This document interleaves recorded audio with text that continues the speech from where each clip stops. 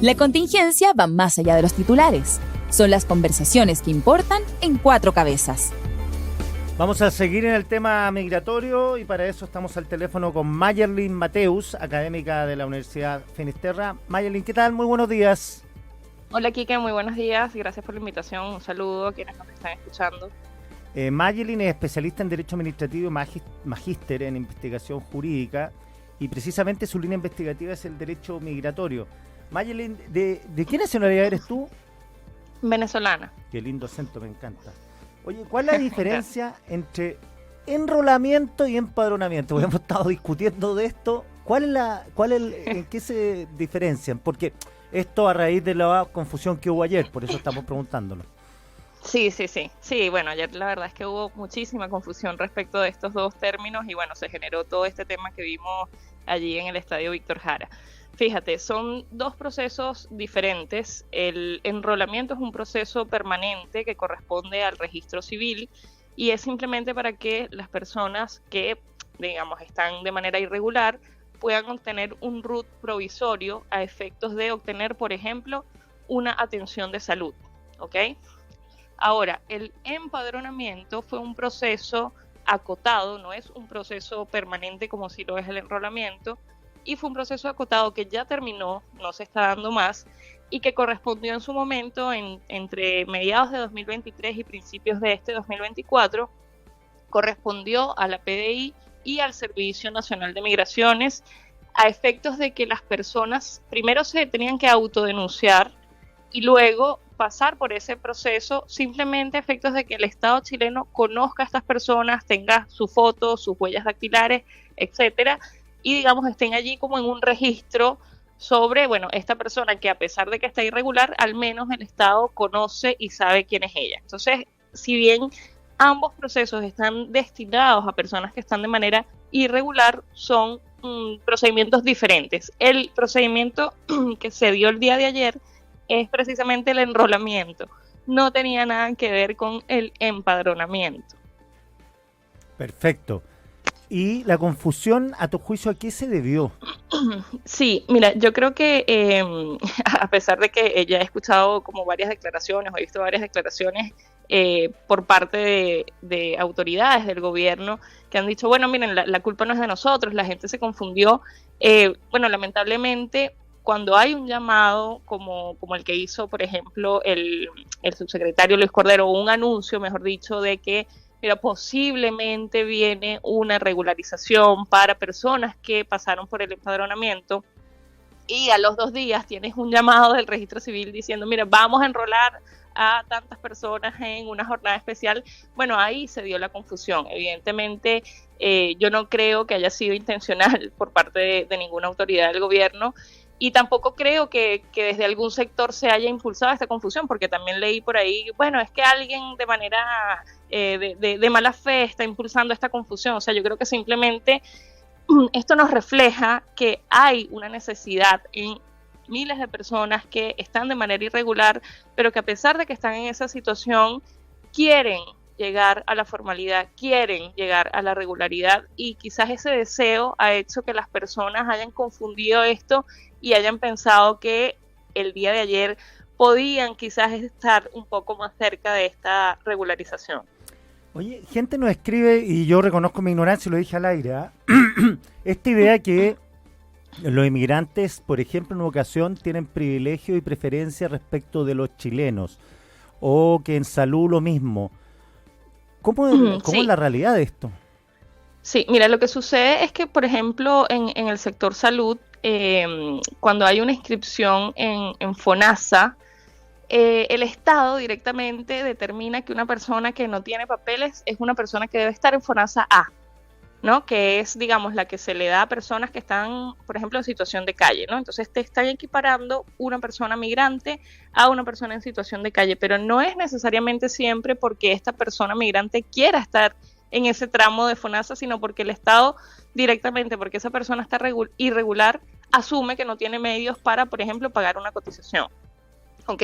Cosa que, por ejemplo, cambia si esta persona accede a un trabajo, porque a pesar de que no tenga papeles, puede acceder a un trabajo de manera irregular, evidentemente, pero el empleador puede pagar sus cotizaciones. Entonces, claro, siempre está como esa distorsión de que los migrantes irregulares están quitándole el puesto a los chilenos o le están, digamos, colapsando el sistema de salud, etcétera, pero la verdad es que muchas de estas cosas que suceden también en parte es por las políticas que están instaladas o por la normativa que hay en el país que, bueno, beneficia al migrante y el migrante muchas veces no decide sobre eso porque el migrante no es el que pone la ley.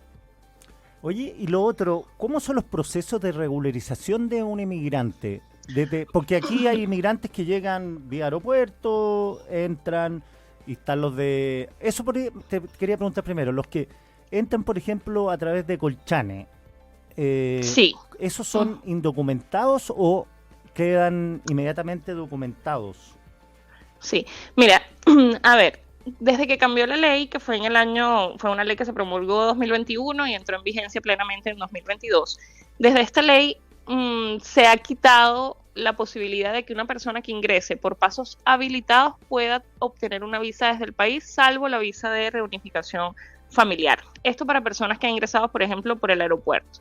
Ahora, una persona que ingresa por pasos no habilitados, por ejemplo, a través de estos pasos fronterizos como el de Colchane y otros, estas personas al entrar al país, al pasar la frontera, se consideran irregulares, ¿ok? O ilegales como mucho se ha dicho, pero es un término impreciso además por los convenios internacionales firmados por Chile, etcétera. Estas personas que están de manera irregular, ahora mismo en el país no tienen vías para regularizarse, ¿ok?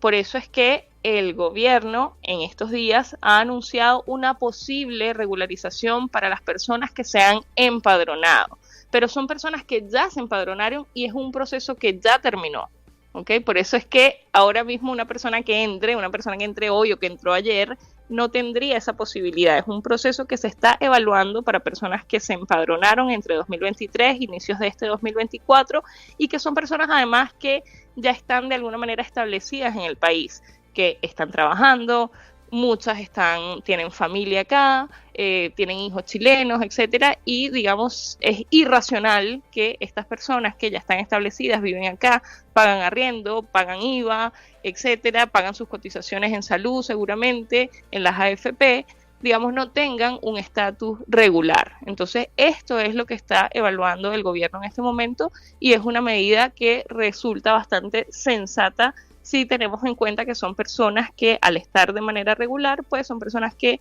van a cumplir mucho mejor con sus obligaciones respecto del Estado chileno. Lo otro que es muy confuso, las cifras que se dan. ¿Alguien tiene claro cuántos inmigrantes hay en Chile legalizados, indocumentados, irregulares? Sí, mire, esas cifras siempre la verdad es que es difícil tenerlas, ¿no? Porque, por supuesto, mientras más restricciones hay, más difícil va a ser conocer precisamente esas cifras. A ver, por ejemplo, sobre las cifras de las personas que se empadronaron hasta inicios de este 2024, se está hablando de una cifra de 182.000 personas. Estos son datos oficiales porque, por supuesto, es la lista de personas que se inscribió en este proceso. Ahora, la cantidad de personas que ingresa diariamente por las fronteras se desconoce realmente. Siempre se habla, bueno, 1.000 ingresos, 3.000 ingresos, 2.000 ingresos. La verdad es que yo creo que facilitar esto y conocer realmente esta cifra es difícil, ¿ok? Y es difícil porque mientras más opacidad hay, mientras menos transparencia hay, pues más difícil es saber cuántas personas están ingresando realmente. Ya, o sea, un enredo mayor. Debe ser así en todas partes del mundo más también. Cortó. Estamos conversando con Mayelin Mateus, académica de la Universidad Finisterra, especialista en Derecho Migratorio. Te preguntaba qué experiencia comparada es rescatable, porque todo el mundo está en problemas con el tema de la migración, si no es un problema local. ¿Qué se ha hecho bien? Porque lo que vemos en Europa, generalmente las cosas que se han hecho mal. Sí, bueno, te decía antes de que se nos cortara la llamada que lamentablemente el tema migratorio es un tema muy maltratado en muchos lugares, ¿no? Vemos que en la mayoría de los países, al menos en Occidente, Europa, Estados Unidos, etcétera, hay medidas restrictivas y la experiencia nos dice que las medidas restrictivas siempre ponen peor el panorama. Y aquí en Chile también lo hemos vivido.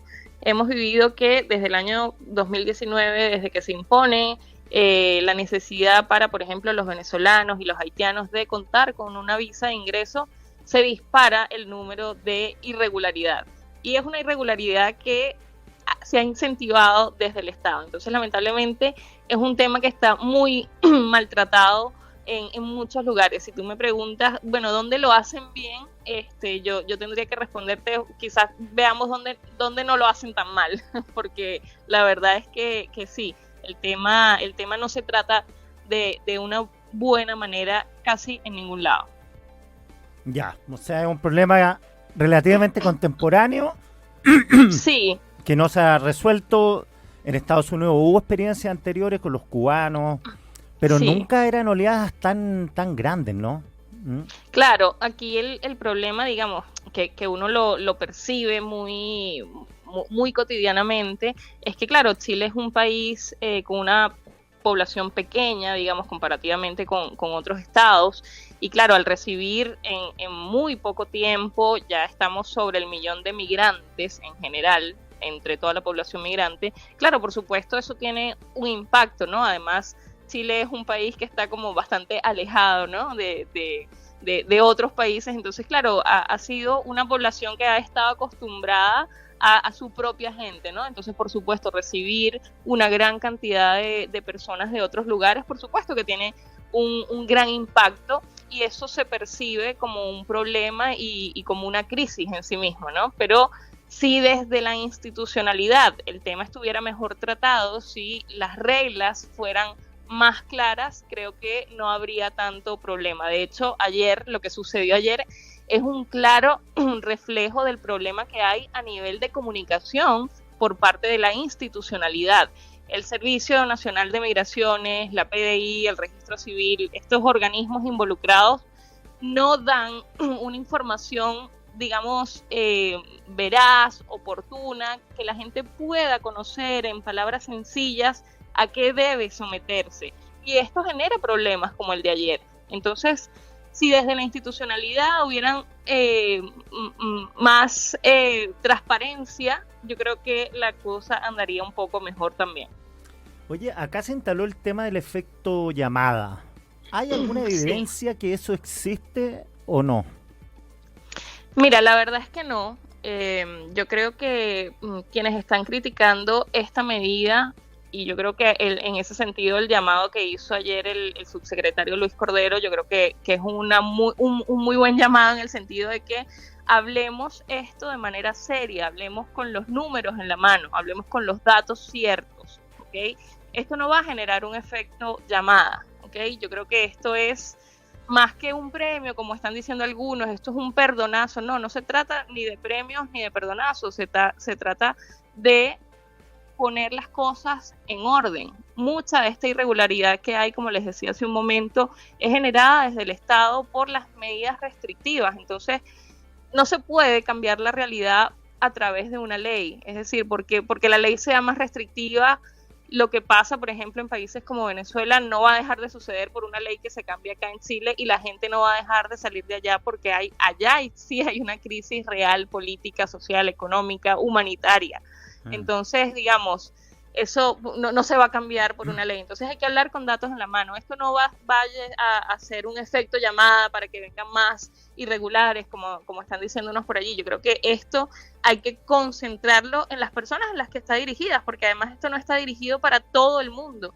Esto está dirigido para personas que pudieron pasar por ese proceso de empadronamiento y que además tienen algún tipo de arraigo en el país. Es decir, estas personas tienen que demostrar que tienen familia en el país, que están trabajando en el país, que pagan un arriendo, por ejemplo, etcétera, que tienen medios económicos. No es cualquier cosa, no se le está proponiendo a todo el mundo, ni tampoco se le está diciendo a más personas, vénganse porque aquí, digamos, los perdonamos, ¿no? Como es lo que se está diciendo. Nada que ver, y no hay evidencia de que con los antiguos procesos de regularización haya habido un efecto llamada.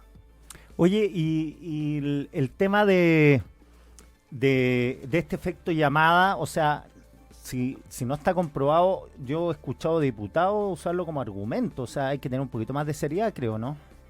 Por supuesto, por supuesto. Por eso les decía que hay que hablar con los datos en la mano. Yo creo que aquí hay que ver qué fue lo que se hizo en el pasado que ha incentivado esta gran cantidad de irregularidad. Como te decía, por ejemplo, imponer visas a personas que vienen huyendo de una situación humanitaria bastante aguda, como es el caso de los venezolanos. Es decir, desde que se impuso esa visa, se dispararon los números de irregularidad, bueno, por razones obvias, porque la gente no va a dejar de salir de allá. Entonces no podemos cambiar o pretender cambiar la realidad en abstracto. Es decir, porque tú pongas algo en una ley, eso no va a modificar la realidad, ¿no? Entonces hay que ver qué fue lo que se hizo en el pasado mal y tratar ahora de corregirlo.